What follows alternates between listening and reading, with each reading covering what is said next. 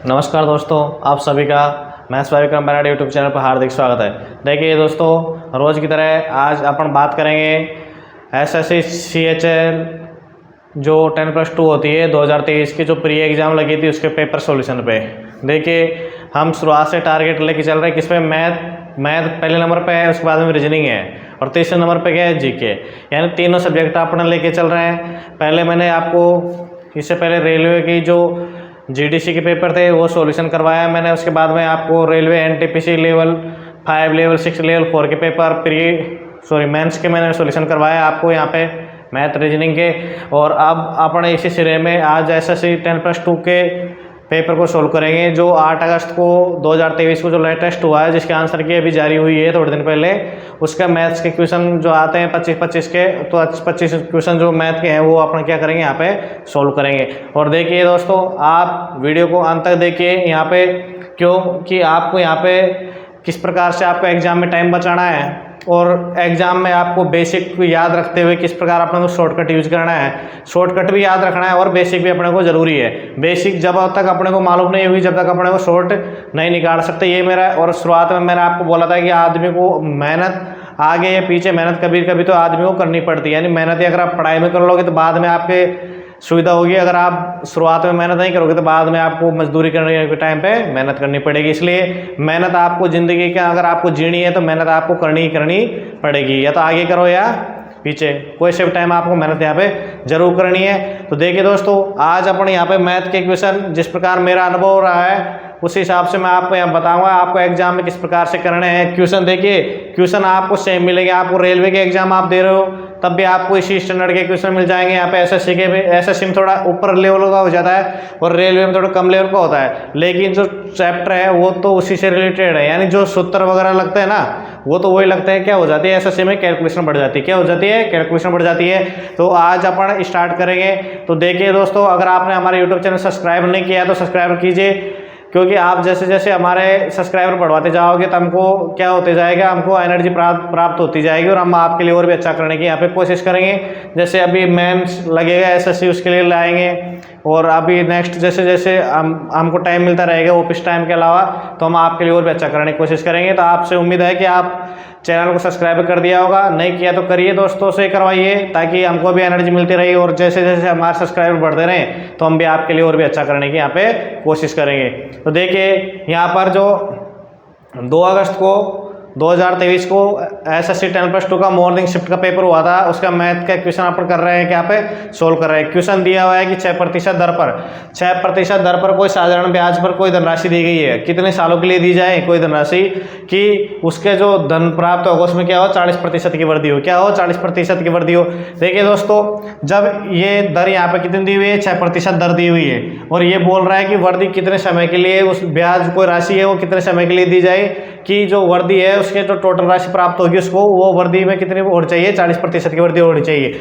देखिए दर क्या है, ये क्या है, साधारण ब्याज की दर है कि ये क्या है, साधारण ब्याज की दर है। और साधारण ब्याज की दर 6% फर्स्ट साल में, तो दूसरे साल में 6% रहेगी, तीसरे साल में, चौथे साल में, यानी 6% यहाँ पे बढ़ती जाएगी। तो कोई राशि अपने आप में क्या होती है, 100% होती है। कोई राशि क्या होती है अपने आप में 100% होती है। देखो कोई राशि क्या होती है अपने आप में 100% होती है। अगर पहले साल वो साधारण ब्याज के अनुसार देगा तो 106% हो जाएगी, और दूसरी साल भी देगा तो 112% हो जाएगी। लेकिन देखो 6% पहले साल बढ़ा, 6% 12 बढ़ा, 6 दूनी का 12 हो जाती है। तो मैं क्या करूँगा, ये वृद्धि पूछ रहा है कितना, 40% की, इसलिए यहाँ पे देखो एक साल में तो 1 हो गई। यहाँ पे क्या किया मैंने, 6 में अगर 6 का भाग दूंगा तो 1 साल आ गया। यहाँ पे अगर 12 में मैं 6 का भाग दूंगा तो क्या आ गए, 2 साल आ गए। इसी क्रम में मैं 40% की वृद्धि कर रहा है ना यहाँ पे, तो मैं क्या करूंगा, यहाँ पे 40% की वृद्धि कर रहा है तो 40 में किसका भाग दे दूंगा, 6 का भाग दूंगा। किसमें, 6 का भाग दूंगा। तो देखिए 40 में मैंने भाग दिया, किसका, 6 का भाग दिया। अब देखिए 6 का भाग दूंगा तो 6 पूरा गया, इसके बाद 4/6, यानी 6 से ही 2/3 यहाँ पे मेरे को प्राप्त हो जाएगा। कितने वर्षों के लिए देगा उसको, 6/3 वर्षों के लिए। जब 6% की दर पर देगा तब उसको 40% की वृद्धि वहाँ पे प्राप्त होगी। अब देखिए नेक्स्ट क्वेश्चन क्या दिया हुआ है यहाँ पे, ये क्या दिए हुए, 2 वर्ग दिए हुए हैं। क्या 2 वर्ग दिए हुए हैं, तो समकेंद्रीय वर्ग दिए हुए, तो मैंने यहाँ पे 2 वर्ग बना दिए। ठीक है, एक तो ये बना दिया और एक मैंने ये बना दिया है। यहाँ पे क्या बन गए, 2 समकेंद्रीय वर्ग बन गए, लगभग हो गए। जैसे आकृति तो बिल्कुल सेम नहीं है, लेकिन जो ये बाहर वाला है देखो, यहाँ पे इनका क्या बना दिया मैंने, केंद्र बिंदु बना दिया, क्या है समकेंद्रीय है, तो दोनों का केंद्र क्या है, एक ही। समकेंद्रीय का मतलब क्या होता है, दोनों का केंद्र एक ही है। तो देखो यहाँ से इसकी त्रिज्या क्या दे रखी है इसने, इसकी त्रिज्या दे रखी है यहाँ पे 12, कितनी दे रखी है यहाँ पे 12 दे रखी है इसकी त्रिज्या। और जो ये वाली जो त्रिज्या है, कौन सी, ये वाली बाहर वाली त्रिज्या, ये इसने कितनी दे रखी है 13 सेमी।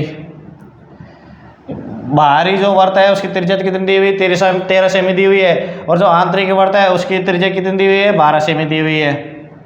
अब ये ज्ञात करवा रहा है, क्या ज्ञात करवा रहा है, जो बड़े वर्त की जीव्या है, ये बोल रहा है कि बड़े वर्त की जीव्या ज्ञात कीजिए छोटे वर्त को क्या स्पर्श करती हो। ये क्या हो गई, मैंने इसकी जीवा बना दी है, ये बड़े वर्त की क्या कर दी है मैंने, जीवा खींच दी। देखिए दोस्तों, अब यहाँ से मैं क्या करूँगा, यहाँ पे सीधा इसको लंब डालूंगा यहाँ पे, कोई ये क्या हो गई, छोटे वर्त के लिए स्पर्श रेखा हो गई, छोटे वर्त के लिए स्पर्श रेखा हो गई। अगर आपने पढ़ा होगा तो यहाँ पे जो त्रिज्या है, यहाँ से केंद्र बिंदु से स्पर्श रेखा पे डाला गया लंब कितने डिग्री का कोण बनाता है, हमेशा 90 डिग्री का कोण बनाता है। तो यहाँ पे कितने डिग्री कोण बनेगा, 90 डिग्री कोण बनेगा। कितने डिग्री का कोण बनेगा यहाँ पे, 90 डिग्री कोण बनेगा।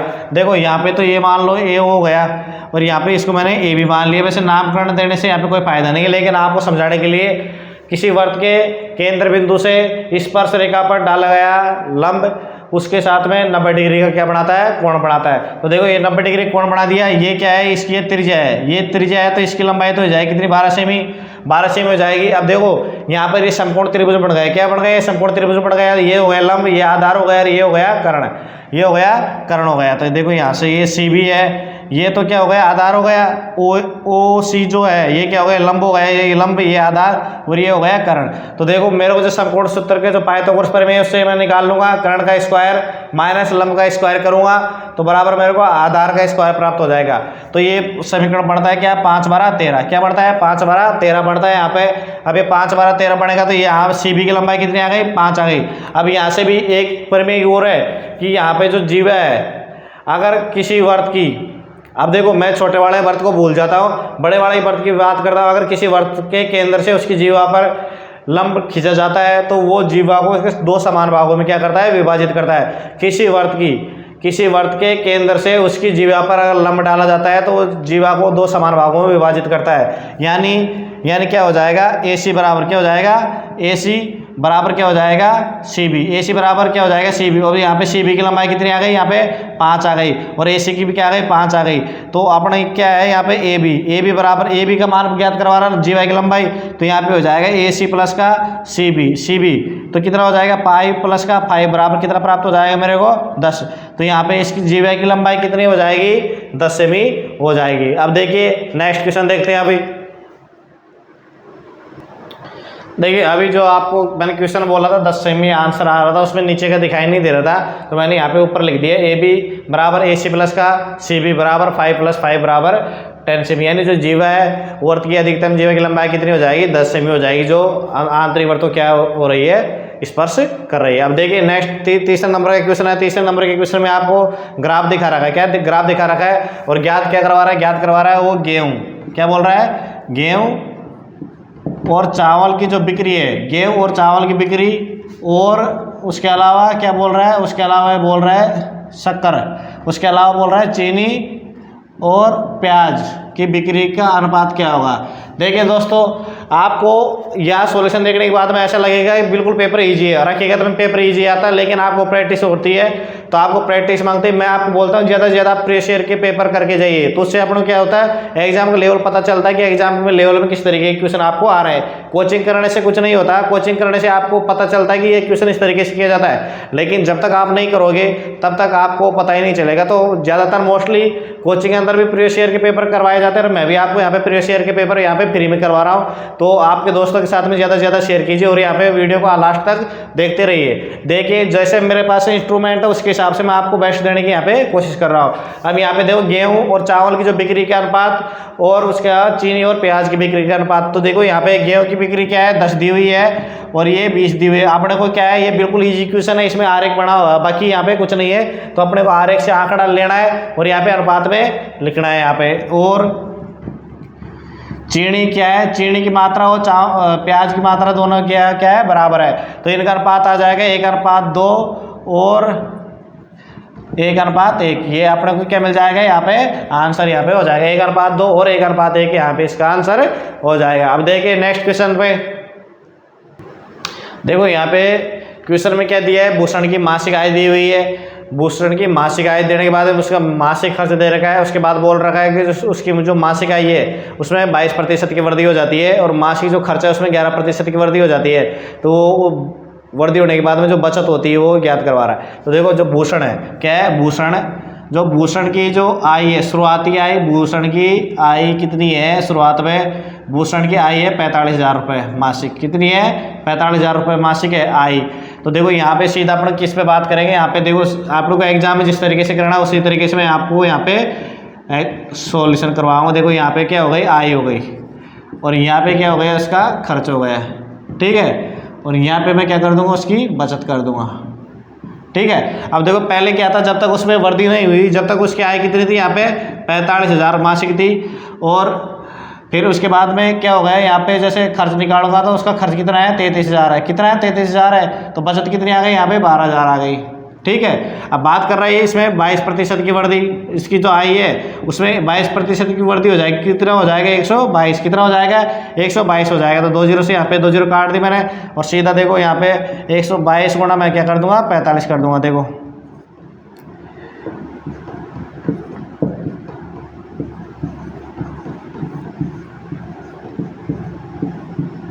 चौवन 900 प्राप्त हो गई। कितने प्राप्त हो गए मेरे को 54,000 यहाँ पे 900 प्राप्त हो गया, ठीक है। इसी प्रकार इसमें कितने प्रतिशत की वृद्धि कर दी उसने, 11% की वृद्धि।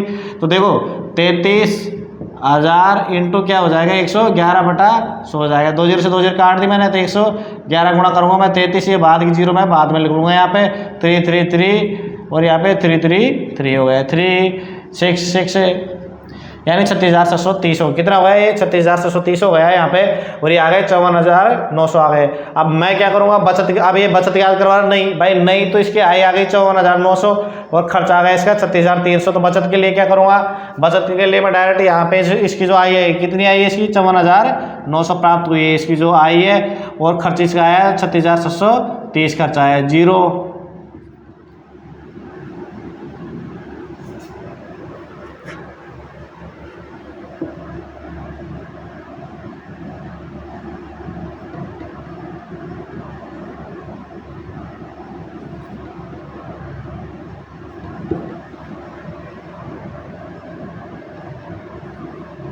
कितना प्राप्त हो जाएगा 18,270। कितना प्राप्त हो जाएगा यहाँ पे 18,270। तो इसका आंसर क्या हो जाएगा यहाँ पे 18,270 हो जाएगा। उसकी नई बचत है कितनी प्राप्त हो रही है यहाँ पे 18,270 उसकी नई बचत यहाँ पे प्राप्त हो रही है। देखो यहाँ पे क्या दिया हुआ है, इस क्वेश्चन में दिया हुआ है एक परिवार के 6 सदस्य हैं। कितने हैं 6 सदस्य हैं, उनकी जो औसत आयु है, औसत आयु कितनी दी हुई है यहाँ पे 25 दी हुई है। तो देखो औसत आयु जब 25 दी हुई है तो टोटल कितनी आयु हो जाएगी यहाँ पे 25 इंटू अपने क्या कर देंगे 6 कर देंगे, तो कितना प्राप्त हो जाएगा, यानी 6 सदस्यों को मिला के आयु कितनी हो रही है 150 वर्ष हो रही है। कितनी हो रही है 150। पर ये बोल रहा है सबसे छोटा जो सदस्य है उसकी आयु कितनी है, छोटे सदस्य की आयु कितनी है 4 वर्ष है। अब ये बोल रहा है कि जन्म के समय उनकी जो आयु थी, बाकी की जो कैंडिडेट भाई 6 कैंडिडेट हो गए, अभी एक बच्चा पैदा हुआ 4 साल का हो गया, तो अपन क्या करेंगे, देखो इसको मैं यहाँ पे अगर आपको समझाने के लिए तो रफ पेन का यूज़ कर रहा हूँ ना, बाकी रफ पेन के यहाँ पे यूज़ करने की यहाँ पे जरूरत नहीं है। कैसे, देखिए यहाँ पे आप बात करेंगे सबसे छोटा सदस्य कितने साल का है 4 साल का। कितने साल का है यहाँ पे 4 साल का, ठीक है। तो मैं क्या करूँगा, जन्म से बात कर रहा है तो जन्म के लिए मैं 4 साल की औसत आयु है, 6 सदस्य की जो औसत आयु है इसमें से मैं निकाल दूंगा 4 कम कर दूंगा, तो कितने हो जाएगी 6 सदस्य रहेंगे और औसत आयु 4 साल बाद में कितनी हो जाएगी 21 हो जाएगी। भाई नॉर्मली 21 हो गए ना जब 6 सदस्य हैं, लेकिन 4 साल तो ये पैदा हुआ था ये सदस्य भी निकलेगा। जब इसके जन्म से की बात कर रहा है ना, तो जन्म से पूर्व की, तो ये भी निकलेगा ना यहाँ पे, भाई ये भी तो निकलेगा। जन्म से ठीक पहले की बात कर रहा है, तो ठीक पहले की बात कर रहा है तो ये निकालेंगे इसमें से। अब भाई इनका यहाँ पे औसत देखेंगे अपन, तो कितना रह रहा है 21 रह रहा है, ठीक है। लेकिन अब अगर ये कैंडिडेट है, मैं क्या मान रहा हूँ, देखो 6 सदस्य पहले थे, 6 सदस्य मेरे पास में अभी हैं, लेकिन एक सदस्य कम करूंगा जैसे, तो इस सदस्य के पास में 21 है। अब औसत का मतलब क्या है, सबके पास में समान है, तो देखो 21 सबके पास में डिस्ट्रीब्यूट है। लेकिन जैसे मैं क्या करूँगा 5 सदस्य, अब 5 सदस्य हो गए ना, तो 5 सदस्य होने के बाद में 21 तो होगी ही होगी। इसके बाद में ये जो निकला ना, इसकी एक सदस्य निकला, उसकी भी 21 बची हुई है, तो मैं क्या करूँगा प्लस में इसमें क्या कर दूंगा 21/5 कर दूंगा। 21/5 कर दिया, तो कितना प्राप्त हो गया देखो 21 प्लस का 4/2 मेरे को प्राप्त हो गया। तो नया औसत कितना हो जाएगा, जिसके जन्म से ठीक पहले का औसत क्या हो जाएगा, मेरे 5 सदस्य है ना, उनका औसत हो जाएगा यहाँ पे 25/2। ये आपको समझाने के लिए था दोस्तों। देखिए मैंने सीधा यहाँ पे किया, इसका भी कोई यहाँ पे साइंस नहीं है। यहाँ पे गए अपन 6 सदस्य के 25 हो गई थी, जन्म से ठीक पहले की बात कर रहा है, तो यहाँ पे अगर 4 साल पहले जाऊँगा तो औसत ये होना चाहिए, कैंडिडेट भी सेम रहेंगे तब जाके औसत ये होगा। लेकिन जब तो ये कैंडिडेट जन्मा ही नहीं था छोटा वाला, तो छोटा वाला जब नहीं जन्मा था तो प्रत्येक किसी किस तो डिस्ट्रीब्यूट हो ही रहे थे औसत के अनुसार। तो फिर ये बाकी अब जैसे 5 सदस्य किए, तो छठे वाले सदस्य का जो 21 था उसको मैंने 5 में डिस्ट्रीब्यूट कर दिया, 4.2 आ गया। तो नए औसत जो जन्म से ठीक पहले वाला औसत कितना हो जाएगा, यहाँ पे 5 सदस्यों का 25.2 हो जाएगा। अब देखिए नेक्स्ट क्वेश्चन देखते हैं अपन। देखो अभी बात करते हैं चक्रवृद्धि ब्याज का क्वेश्चन दिया है। क्या चक्रवृद्धि ब्याज का क्वेश्चन दिया है, उसमें दर क्या दी हुई है, उसमें दर बोल रहा है, ये दर क्या दी हुई है, इसमें 10% दर दी हुई है। दर क्या है 10% दी हुई है, और ये बोल रहा है कि एक वर्ष और 9 महीने, 1 वर्ष और 9 महीने बाद में। और ये जो दर दी हुई है ये क्या है, चक्रवृद्धि ब्याज की दर है। किसकी है, चक्रवृद्धि ब्याज की ये दर दी हुई है। यहाँ पर अपने को इसको मैं क्या लिख दूंगा, कंपाउंड इंटरेस्ट रेट। चक्रवृद्धि ब्याज की दर कितनी दी हुई है मेरे को, 10% दी हुई है। और समय यहाँ पे कितना दिया हुआ है, यहाँ पे समय मेरे को दिया है 1 वर्ष और 9 महीने। इसके बाद में इसको जो मिश्र धन प्राप्त हो रहा है, क्या जो मिश्र धन नहीं, जो इसको चक्रवृद्धि ब्याज प्राप्त हो रहा है, यानी कंपाउंड इंटरेस्ट उसको कितना प्राप्त हो रहा है, 1460 रुपये प्राप्त हो रहा है। तो ये ज्ञात करवा रहा है मूलधन। क्या ज्ञात करवा रहा है, मूलधन ज्ञात करवा रहा है। तो देखो इसके लिए वैसे चक्रवृद्धि ब्याज निकालने के लिए अलग अलग टीचरों की अलग अलग ट्रिकें होती है, लेकिन बेसिक के हिसाब से निकालेंगे। जिस प्रकार से अगर क्वेश्चन का स्टैंडर्ड अलग हो जाता है उसके लिए अपना अलग मेथड यूज करते हैं, लेकिन ये छोटा क्वेश्चन है तो इसके लिए जो बेसिक मेथड है वो यूज करेंगे। यहाँ पे देखो क्या है, अब यहाँ पे दर एक साल तो दर की हो जाएगी 10% हो जाएगी, लेकिन दूसरी साल क्या है 9 महीने है। 9 महीने के लिए क्या करूँगा, देखो एक है कि नियम से जब मेरे को दिया हुआ है कितने महीने की, 12 महीने की निकालनी, क्या है 9 महीने की दर निकालनी मेरे को। तो 3 तिया 9 और 3 चौक 12, तो कितनी आ जाएगी 7.25 आ जाएगी। तो मैं इसको लिख दूंगा 7.25 नहीं लिख के इसको 30/4 लिख दिया मैंने। क्या लिख दिया इसको 30/4, यानी पहले साल की दर कितनी हो जाएगी 10% हो जाएगी। और जो दूसरी साल में दूसरी इसको भी साल मान के लेके चलता हूँ, क्यों मैंने इसको यहाँ पे दर निकाल दी इसकी 9 महीने की। ठीक है, अब देखो यहाँ पे जो अपने सूत्र है 10 पहली साल की दर इन प्लस में दूसरी साल की दर हो जाएगी प्लस 10 गुणा 30 बटा क्या हो जाएगा यहाँ पे 4 गुणा 100 हो जाएगा। ठीक है, अब देखो जैसे जैसे कट रही है इसको मैं जैसे सोल्यूशन करूँगा यहाँ पे, तो यहाँ पे मेरे को 7.5 प्लस का 0.75 और यहाँ पे प्लस के 10, तो कुल मिला के कितनी दर प्राप्त हो जाएगी मेरे को, यहाँ पे मेरे को दर प्राप्त हो जाएगी कितनी प्राप्त हो जाएगी यहाँ पे 18, कितनी प्राप्त हो जाएगी यहाँ पे 18.25% मेरे को दर प्राप्त हो जाएगी। अब देखो यहाँ पे जो 18.25% जो दर प्राप्त हो रही है, अब वही मैं एकाकी नियम का फॉलो करूँगा। यहाँ पे जो 18.25% जो दर प्राप्त हो रही है ये क्या आ रहा है, चक्रवृद्धि ब्याज। चक्रवृद्धि ब्याज कितना दिया हुआ है मेरे को 1460 दिया हुआ है। तो 100 ये ज्ञात करा राशि, तो राशि अपने आप में क्या होती है, मूलधन 100 होती है। 100% होता है। 18.25% का क्या मान दिया हुआ मेरे को, कितना दिया हुआ मान यहाँ पे 1460, 18% का मान 1460 दिया हुआ है। तो देखो मैं इसको काट दूंगा यहाँ से, देखिए 18 के लिए 2 जीरो यहाँ पे आ गई। इसको मैंने जैसे काटा तो ये कितने बार होगा, 73 बार हो गया। ये हो गया 473 से इसको काट दूंगा तो 20 बार हो गया। 20 × 400 करूँगा तो मेरे को क्या प्राप्त हो जाएगा, यहाँ पे 8000 प्राप्त हो जाएगा। तो जो राशि थी मूलधन, यहाँ मूलधन कितना प्राप्त हो गया मेरे को 8000 यहाँ पे प्राप्त हो गया है। ठीक है, अब देखिए अब देखते हैं नेक्स्ट क्वेश्चन यहाँ पे। अभी देखो यहाँ पे ये आ रहा है एलजेब्रा क्वेश्चन। किसका है, एलजेब्रा क्वेश्चन है। क्या दिया हुआ है 5x, कितना दिया हुआ है 5x प्लस का 3y बराबर मेरे को दिया हुआ है कितना 15 दिया हुआ है, और 2x y बराबर मेरे को दिया है 6। और ज्ञात क्या करवा रहा है, ज्ञात करवा रहा है मेरे को 5x माइनस का 3y बराबर क्या होगा, इसके बराबर क्या होगा। तो ये मेरे को क्या करवा रहा है, ये ज्ञात करवा रहा है। तो देखिए मैं क्या करूँगा इसके लिए, a प्लस बी का whole square plus a minus B का होल स्क्वायर से इसको मैं सोल्व करूँगा। क्या कौन सा सूत्र लगाऊंगा इसके अंदर लगाऊंगा a प्लस बी का होल स्क्वायर माइनस का a माइनस बी का होल स्क्वायर बराबर क्या होता है 4ab। क्या होता है, बराबर 4ab होता है। तो ये मैं यहाँ पे फॉर्मूला यूज करूँगा। देखो क्या है, यहाँ पे a प्लस बी का मान मेरे को दिया हुआ है, तो यहाँ पे देखो 5x प्लस का 3y, क्या है 5y प्लस का 3y का होल स्क्वायर माइनस कर दूंगा मैं 5x माइनस का 3y का होल स्क्वायर बराबर कितना हो जाएगा 4ab हो जाएगा। तो देखो 4 हो गया यहाँ पे, ये क्या है 5x है, तो इंटू मैंने क्या कर दिया 5x कर दिया यहाँ पे, और यहाँ पे क्या है b का मान 3y है, तो मैंने इंटू कर दिया यहाँ पे 3y। तो यहाँ पे देखो मेरे को कितना पड़ा 4 5 20 20 दिया 60 xy आ जाएगा यहाँ पे, 60 क्या हो जाएगा xy आ जाएगा यहाँ पे। अब देखो इसकी वैल्यू मेरे को दी हुई है, इसकी ये ज्ञात करवा रहा है, तो इसकी वैल्यू मेरे को कितनी दी हुई है 15, 15 का मैं स्क्वायर करूंगा तो यहाँ पे कितनी आ जाएगी 225 आ जाएगी। कितना आ जाएगा 15 का स्क्वायर 225 आ जाएगा, माइनस यहाँ पे इसकी वैल्यू तो अपने ज्ञात करवा रहा है। अब यहाँ पे देखो एक्स वाई यहाँ पे निकालूंगा, तो यहाँ पे क्या दी हुई है मेरे को 2xy दी है, तो यहाँ पे जो 60xy लिखा था ना मैंने, इसको मैं लिख दूंगा 30 इंटू 2xy, 30 इंटू 2xy। अब यहाँ पे 2xy की वैल्यू क्या दी है 6 दी हुई है मेरे को, तो यहाँ पे इसकी वैल्यू रख दूंगा मैं, क्या रख दूंगा इसकी वैल्यू मैं यहाँ पे 6 रख दूंगा।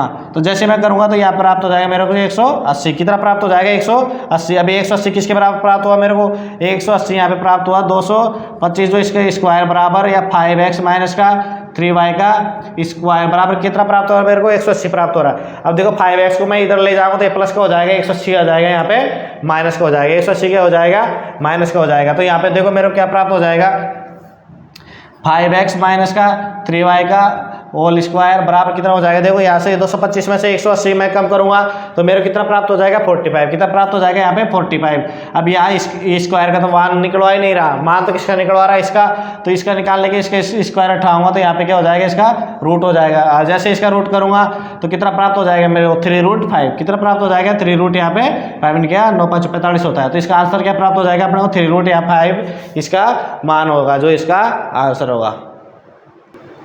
अब देखिए दोस्तों यहाँ पे आ गए त्रिकोणमिति क्वेश्चन। आपको देखो अभी आपने किया अंकगणित का, फिर अपने अलजेब्रा पे आ गए, अभी यहाँ पे त्रिकोणमिति का। त्रिकोणमिति का क्या दिया हुआ मेरे को, त्रिकोणमिति का यहाँ पे दिया हुआ है कोट थीटा। क्या दिया हुआ मेरे को कोट थीटा बराबर कितना दिया 9/17 दिया, कितना दिया 9/17 दिया। और ज्ञात क्या करवा रहा है, ये ज्ञात करवा रहा है कोसेक स्क्वायर थीटा। क्या ज्ञात करवा रहा है कोसेक स्क्वायर थीटा। तो देखिए दोस्तों यहाँ पे आपको बचपन में आप जैसे 8 9 में पढ़ते हैं तब लाल बटा कक्का चलता है, क्या चलता है अपने लाल बटा कक्का चलता है, लाल बटा ये कक्का चलता है, और इसका उल्टा होता है अक्का बटा लाल। क्या होता है अक्का बटा लाल होता है। देखो ये तो इंडिकेशन किसका है, ये तो है साइन का, और ये किसका है कोस का, ये किसका है कोस का, और ये किसका है टेन का। तो ये किसका हो जाएगा यहाँ पे कोट का, फिर ये किसका है सेक का, और ये किसका हो जाएगा कोसेक का। ठीक है। अब देखो यहाँ से अपन देखेंगे तो आधार बटा लंबाई क्या है, ये आधार बटा लंबाई, यानी ये तो आधार को दर्शा रहा है और ये किसको दर्शा रहा है लंब को। सही है क्या भाई। ये तो हो गया देखो साइन कोस थीटा, साइन हो गया, ये साइन को दर्शा रहा है लंब बटा कर्ण है, और ये आधार बटा कर्ण दर्शा रहा है कोस को, लंब बटा आधार दर्शा रहा है टेन को, और जो कोट दर्शाएगा आधार बटा लंब को, किसको आधार बटा लंब को। तो देखो आधार यहाँ 9 है और लंब कितना हो जाएगा यहाँ पे 17 हो जाएगा, लंब क्या हो जाएगा यहाँ पे 17 हो जाएगा। अब देखो मैं क्या करूँगा यहाँ पे कर्ण निकालूंगा, क्या निकालूंगा यहाँ पे कर्ण निकालूंगा। क्यों निकालूंगा कर्ण, देखो यहाँ पे दिया हुआ मेरे को, और या देखो आपने एक अगर त्रिकोणमिति के अंदर सूत्र पढ़ा होगा, क्या सूत्र होता है 1 प्लस का tan स्क्वायर थीटा, 1 प्लस का tan स्क्वायर थीटा बराबर क्या होता है सेक स्क्वायर थीटा होता है। और इसी प्रकार से 1 प्लस का कोट स्क्वायर थीटा बराबर क्या होता है कोसेक स्क्वायर थीटा होता है। ठीक है। 1 प्लस का tan स्क्वायर थीटा बराबर क्या होता है सेक स्क्वायर थीटा होता है, 1 प्लस का कोट स्क्वायर थीटा बराबर क्या होता है कोसेक स्क्वायर थीटा होता है।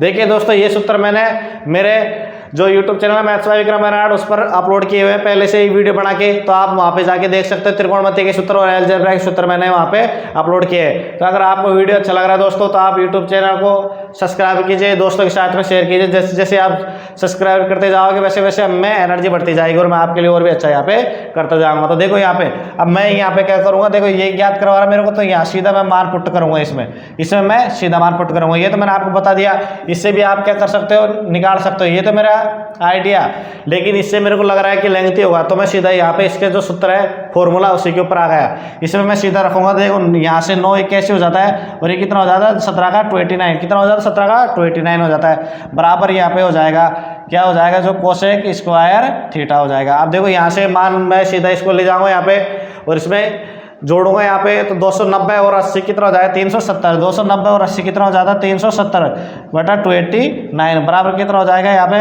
Cosec square theta. तो कोसेक स्क्वायर थीटा का मान तो क्या करवा रहा है ना, ये कोसेक स्क्वायर थीटा का मान कितना हो जाएगा 370 बटा 289 हो जाएगा, 289 प्राप्त हो जाएगा। अब देखो इस तरीके अगर अपने को आंसर में नहीं मिल रहा, नहीं ऑप्शन में अपने को नहीं मिल रहा है, तो इसको मैं लिख सकता हूँ 181/29 जो मेरे को आंसर में यहाँ पे दिखाई दे रहा है। ठीक है, यानी एक बार इसका भाग है 81 इसमें शेष बच गया। अब देखिए अपन बात करेंगे नेक्स्ट क्वेश्चन पे। देखो यहाँ पे क्या दिया हुआ है, एक त्रिभुज दिया हुआ है, एक त्रिभुज की एक भुजा, एक पहली जो भुजा दी हुई है कितनी दी हुई है, 9 सेमी की दी हुई है। ठीक है, पहली भुजा 9 सेमी की दी हुई है, उसके बाद दूसरी जो भुजा है वो कितनी सेमी की दी हुई है, इसमें 24 सेमी की दी हुई है। और जो तीसरी ये भुजा क्या है, तीसरी ये भुजा ज्ञात करवा रहा है कि तीसरी भुजा का मान क्या हो सकता है, तीसरी भुजा का मान यहाँ पे क्या हो सकता है, यानी इसकी जो कंडीशन है वो अपने को ज्ञात करवा रहा है, यानी शर्त क्या ज्ञात करवा रहा है, अपने को शर्त ज्ञात करवा रहा है कि इसकी क्या क्या शर्त हो सकती है। देखिए दोस्तों, त्रिभुज की कोई भी दो भुजाओं का योग हमेशा उसकी तीसरी भुजा से ज़्यादा होता है, और दो भुजाओं का जो अंतर है वो तीसरी भुजा से क्या होता है, हमेशा कम होता है। ठीक है, तो इसी क्रम में यहाँ पे देखो एक भुजा की लंबाई दो भुजाओं की यहाँ पे लंबाई दे दी, और तीसरी भुजा की लंबाई ये ज्ञात करवा रहा है। अब यहाँ पे जिस प्रकार से अपने को ऑप्शन दिए हुए हैं तो उसमें दी हुई कि इसकी वैल्यू किस किस संख्या के मध्य हो सकती है। तो मैंने आपको अभी बताया, क्या बताया कि किसी त्रिभुज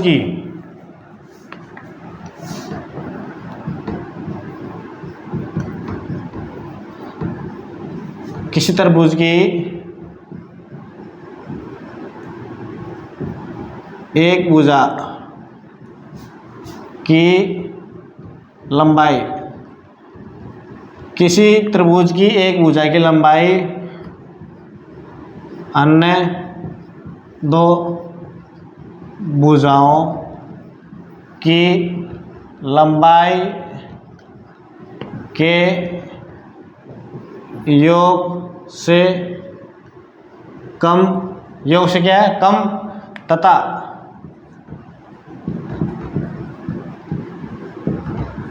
अंतर से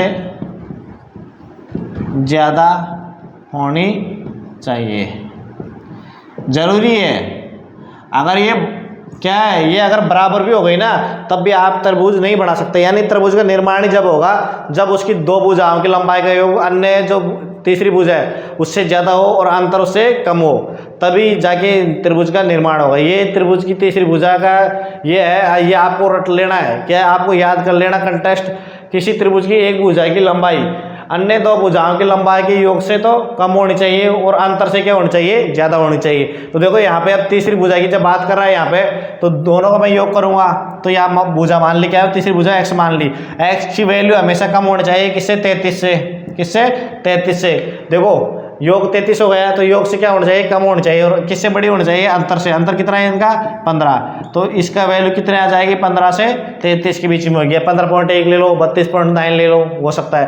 तो इसकी जो तीसरी भुजा है उसकी वैल्यू कितनी आ जाएगी, 15 से तो बड़ी और 33 से छोटी, यहाँ पे इसकी वैल्यू यहाँ पे अपने को प्राप्त हो जाएगी। अब देखिए नेक्स्ट क्वेश्चन देखते हैं अपन। देखिए दोस्तों यहाँ पे क्वेश्चन दिया हुआ है, क्या दिया हुआ है, एक x प्लस 1 प्लस का x बराबर कितना दिया हुआ है, 7, और ज्ञात करवा रहा है x² प्लस का 1/x² बराबर क्या होगा। ठीक है, x प्लस 1 प्लस का x दिया हुआ है यहाँ पे 7, और x² प्लस का 1 प्लस का x² बराबर ज्ञात करवा रहा है, तो इसके बराबर कितना हो जाएगा, इसके बराबर यहाँ पे हो जाएगा 7 का स्क्वायर माइनस का 2 बराबर कितनी प्राप्त हो जाएगा, 47। तो इस प्रकार से ये आज अंतिम क्वेश्चन था दोस्तों। यहाँ पे आज 10 क्वेश्चन मैंने आपको करवा दिए हैं, और बाकी के क्वेश्चन भी आपको 15 क्वेश्चन नेक्स्ट वीडियो में आपको मिल जाएंगे। ये आधे घंटे की वीडियो हो गई, ये ज़्यादा लेंथी हो जाएगी अगर मैं आपको 15 क्वेश्चन करवाऊँ। तो देखिए दोस्तों, समझा के करने में आपको स्पष्ट रूप से, देखो यहाँ पे मैं अगर डायरेक्ट आंसर लिखूंगा और शॉर्ट वीडियो बना दूंगा उससे कोई फायदा है नहीं।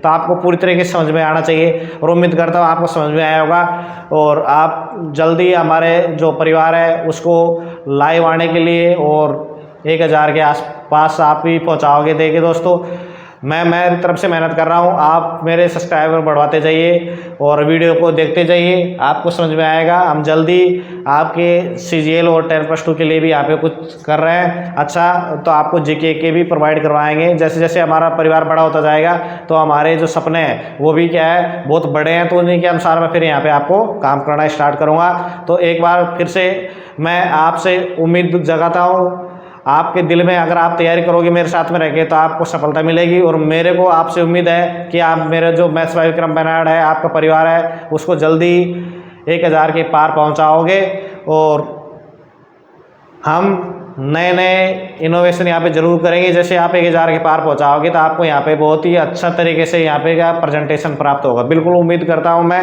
आपसे, आप जल्दी इनको 1000 पार पहुँचाओगे। आप सभी का एक बार फिर से वीडियो देखने के लिए तहे दिल से धन्यवाद। Thank you.